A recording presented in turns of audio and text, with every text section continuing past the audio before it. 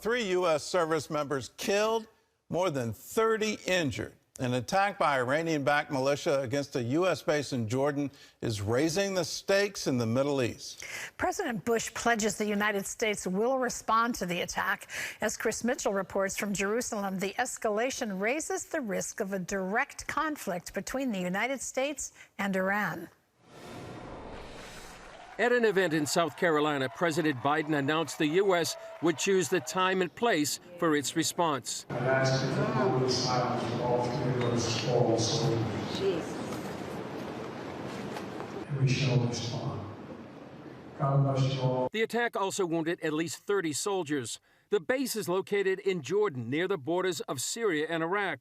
It serves as a special operations base to fight ISIS. Iranian-backed militias have attacked U.S. bases in Syria and Iraq more than 170 times since October 17th. The American deaths raise the stakes dramatically in the region. It's quite clear that the whole players in the region are actually looking to see what will be the United States reaction to that. Some congressional leaders are calling on Biden to impose crippling costs on the regime, including military strikes inside Iran. Israeli and U.S. conflicts against Iran proxies are spread throughout the region, including Hezbollah in Lebanon, the Houthis in Yemen, who continue to attack shipping in and around the Red Sea, and Hamas in Gaza. Avi Melamed is a former Israeli intelligence official.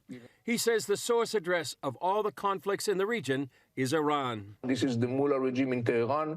We have today sample of the disastrous vision and future that waits the Middle East and the world if the mullah regime is not going to be restrained forcefully. Also over the weekend, the U.S., along with a number of other countries, suspended funding to UNRWA. The New York Times reported Israel presented evidence that UNRWA employees participated in the October 7th attacks, which killed more than 1,200 Israelis.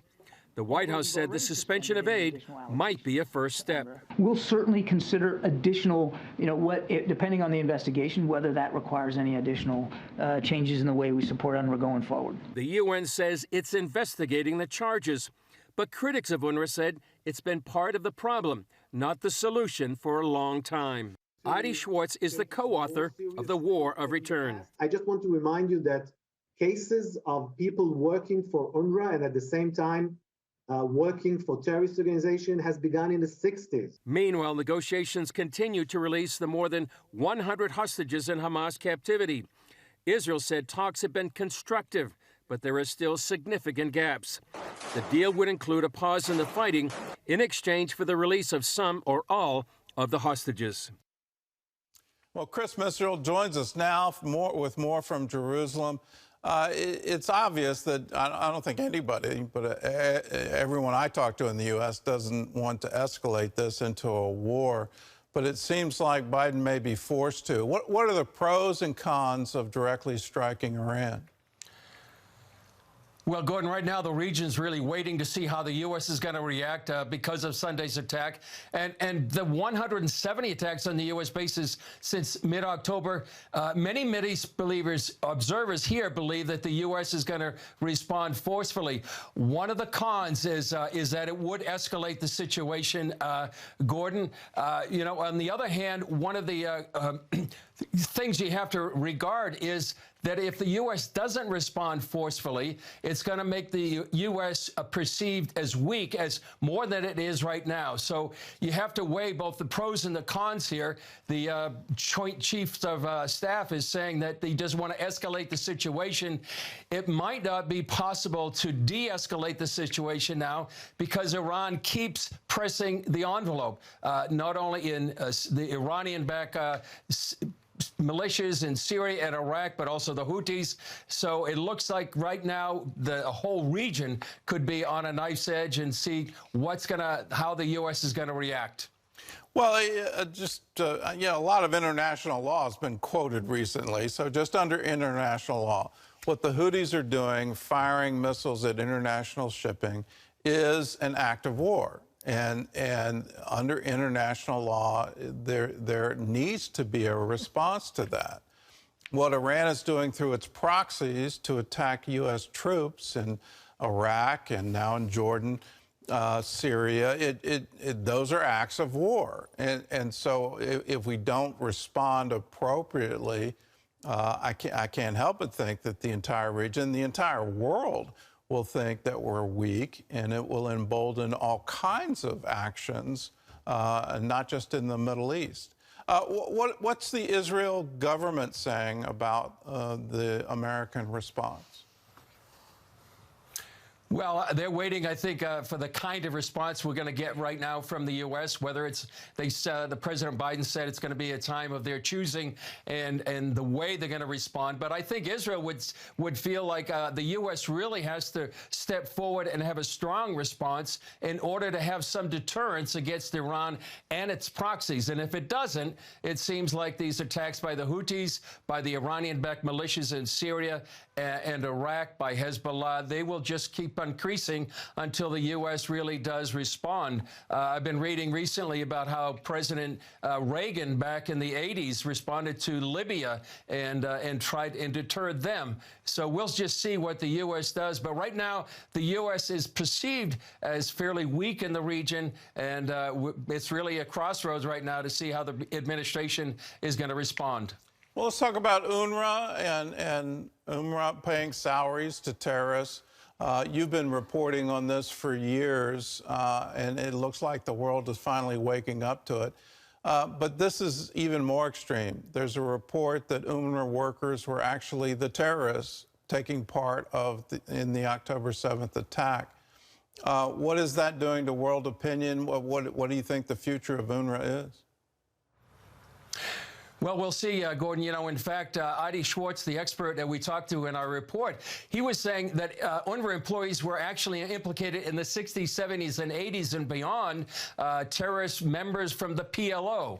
That was then. Today it's Hamas, and it's estimated about 10% of UNRWA employees are affiliated with terror groups, whether Hamas or Islamic Jihad, and 12 implicated in October 7th to the murder of Jews. You know, the original mandate began in 1949. It was supposed to last 18 months. It's lasted 75 years.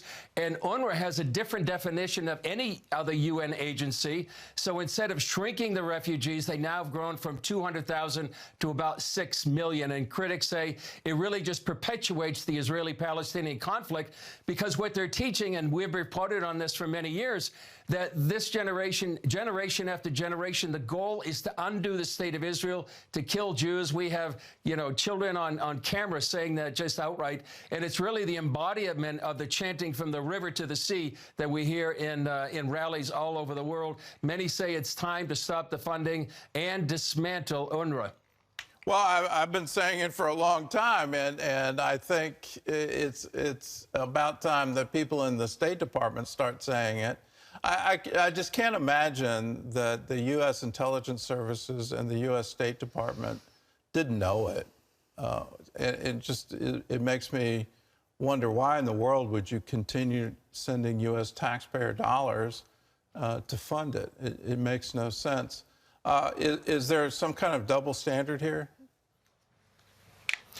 Oh, definitely. I think, you know, more than $300 million in U.S. tax money is going to UNRWA just this year, billions over the number of years. And there does seem to be some sort of a double standard. And there have been many, including yourself. There's been members of the Knesset. David Bedin is one of the people here in the land who's been the voice crying in the wilderness for many years, that what actually is doing. And if you just listen to the children especially talking about their goal is to go back to Tel Aviv, go back to Haifa. We want to take over all of Israel, and we want to kill the Jews. And that is what's been perpetuating the Israeli-Palestinian conflict and not solving it.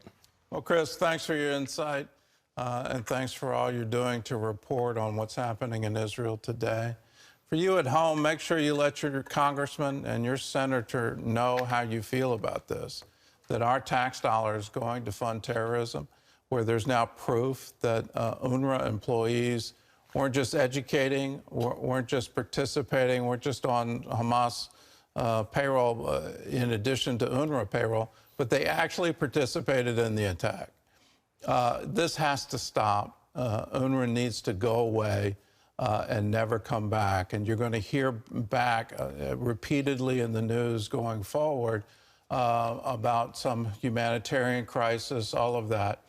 Well, if Gaza had paid attention to their own people, if they, instead of building tunnels and weapons facilities and the ability to launch rockets at Israel, they would have had plenty of money to take care of their own people. The humanitarian crisis in Gaza is completely the fault of Hamas.